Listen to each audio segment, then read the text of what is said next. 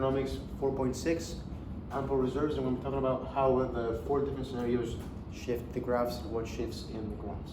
Okay, so the first example is if there's any shift or anything to the administered IRS, then the part of the graph that will shift will be these 2 points here. Now, something to know about that is that if in this scenario, if you have to shift one of them, so for example, this top point here, if you shift it upwards, then you also have to shift the bottom point upwards as well. So if that one shifts upward, then this one has to shift upwards too. Okay, so for example, you move it upwards, you make a new line here, then this one also has to go upwards and you make a new line here. So then you just make a complete new line, and that's what it looks like. Okay, you have to move both of them in this scenario.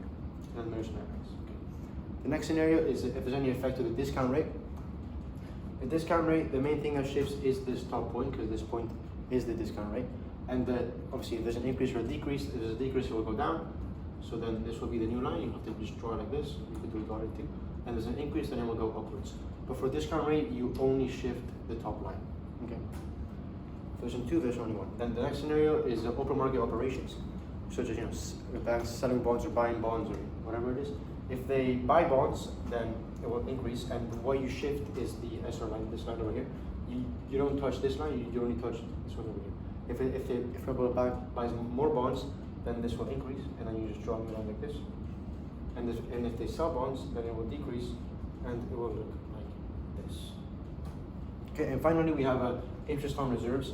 Now this point over here is interest on reserves, so obviously if there's a shift to it, you will shift to the bottom line.